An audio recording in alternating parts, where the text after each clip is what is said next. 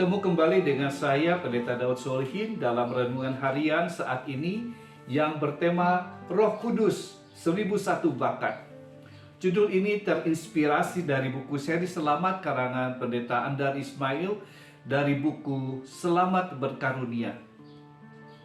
Bapak Ibu Saudara, salah satu keindahan dalam tiap-tiap anggota jemaat yang pernah saya layani adalah adanya tiap-tiap anggota jemaat yang memiliki karunia atau bakat yang menjadikan dirinya terampil atau ahli, tetapi sekaligus juga berguna bagi kebaikan sesama.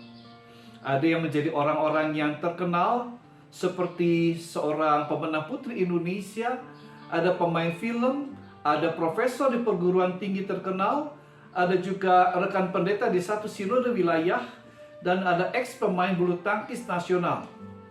Tetapi ada juga yang terkenal karena masakannya.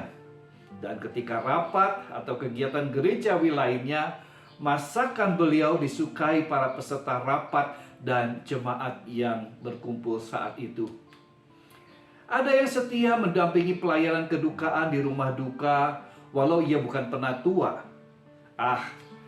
Masih banyak dan mungkin saya perlu waktu yang cukup banyak untuk lebih mengenali anggota jemaat dan simpatisan untuk membuat daftar karunia yang dimiliki. Saudara, mereka adalah orang-orang yang berkarunia secara incognito. Incognito adalah artinya tersembunyi, rahasia, tidak perlu atau bahkan tidak mau diviralkan. Dan karunia itu adalah anugerah Tuhan yang dipercayakan kepada kita untuk melakukan pekerjaan-pekerjaan Allah yang mendatangkan damai sejahtera bagi sesama. Karunia itu dari Roh Kristus yang berbuah di dalam berbagai bentuk. Misalnya bakat, keahlian, atau keterampilan.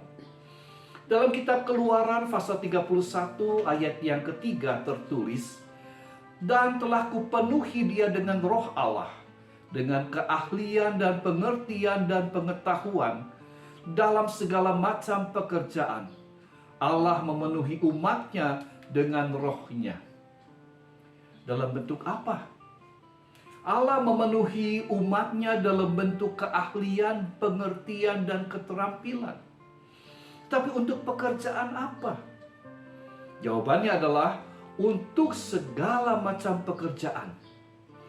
Keahlian atau bakat adalah karunia Allah untuk dijadikan berguna bagi kemuliaan Allah dan kesejahteraan hidup manusia.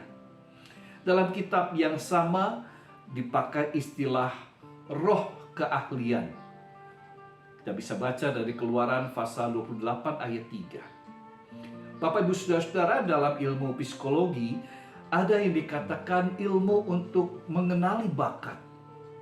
Tetapi kita mau pakai ilmu itu ataupun tidak, semua orang sebenarnya diberikan karunia yang khas. Tetapi yang penting adalah buahnya. Karunia yang berbagai bentuk itu sebaiknya dipergunakan dalam penghayatan dan perasaan bahwa aku melakukannya di dalam kasih, sehingga bermanfaat bukan hanya untuk diri sendiri, tetapi juga untuk sesama, sebagai sebuah warisan atau legasi generasi anak cucu kita.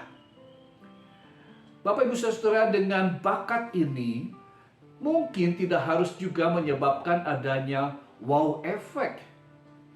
Bakat yang secara konsisten dan berkesinambungan setiap saat kita bisa dikenali orang sebagai seorang yang penyabar, penghibur, pengasuh, pendamai, dan sejenisnya.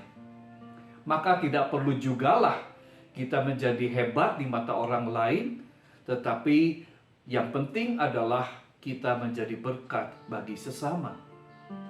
Karena itu marilah kita melatih karunia dari Tuhan ini sehingga menjadi sebuah kebiasaan yang menyejukkan, mensejahterakan, dan membaharui kehidupan. Tuhan memberkati kita semua. Amin.